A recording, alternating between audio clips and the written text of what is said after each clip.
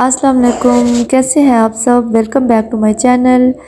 तो आज सैटरडे था और फ़हीम भी सो रहे थे, बच्चे भी सो रहे थे, लेकिन मैं जल्दी उठ गई थी क्योंकि मैंने लॉन्ड्री करनी थी और काफ़ी काम करने थे मेरे। कुछ क्लीनिंग थी, मेरी लॉन्ड्री वाली साइड पे क्लीनिंग्स थी तो वो मैंने करनी थी। किचन की कुछ कैबिनेट्स को क्लीन करना था ताकि स्पेस बनानी थी। ग्रॉसरी जो हमने रमज़ान की करनी है ताकि उसके लिए स्पेस बन सके, तो इसलिए मैं जल्दी उठ गई थी। तो अक्सर लोग ये समझते हैं कि ये जो ऑटोमेटिक मशीन होती हैं ये सर्फ़ ज़्यादा यूज़ करती हैं। देखिए मैंने कितना सर्फ़ इसमें डाला है और इसका जो सर्फ़ का यूज़ है वो बहुत ही कम है। तो जो लोग ये समझते हैं कि ये सर्फ़ ज़्यादा यूज़ करते हैं तो वो बिल्कुल भी अपना ये कॉन्सेप्ट क्लियर कर लें कि ये मशीन जो है ये ज़्यादा सर्फ़ नहीं यूज़ करती और कपड़े बहुत हमारे नीट और क्लीन होते हैं। तो इसका जो है मैंने टाइमर है, मैं हमेशा एनर्जी सेवर पे लगाती हूँ और वो 34 मिनट्स का देती है। तो बहुत अच्छा इसका काम है, बहुत अच्छा काम करती है। तो चलिए स्टार्ट करते हैं अपना व्लॉग। जैसा कि आज सैटरडे था और बच्चों ने नाश्ता भी कर लिया था और बच्चे टीवी देख रहे थे। फिर मैंने अपने और फ़हीम के लिए आलमंड शेक बनाया। आलमंड शेक हमें बहुत पसंद है, मैं तो बहुत शौक़ से पीती हूँ और ये बहुत एनर्जीफुल भी होता है, बहुत पावरफुल होता है।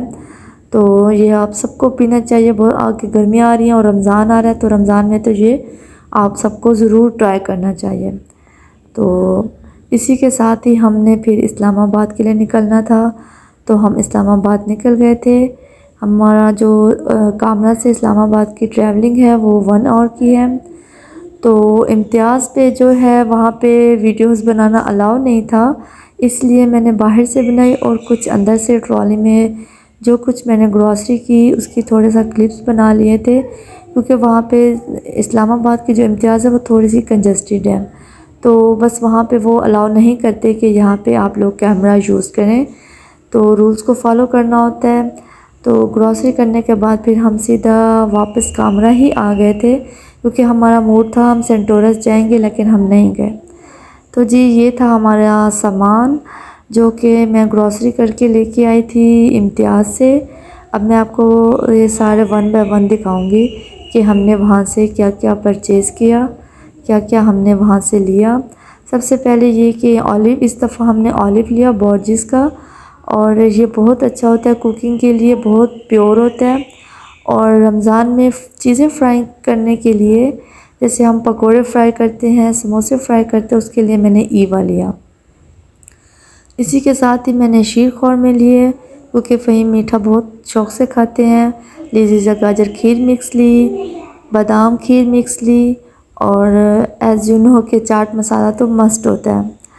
तो ये साथ में ग्लैंड था घर की क्लीनिंग के लिए, और ये कुछ डस्टिंग टॉवल्स थे किचन के डस्टिंग के लिए और घर की डस्टिंग के लिए। और साथ ही ये पूनम की, जो पूनम का जितने भी प्रोडक्ट्स हैं ये इम्तियाज़ की अपनी होती हैं।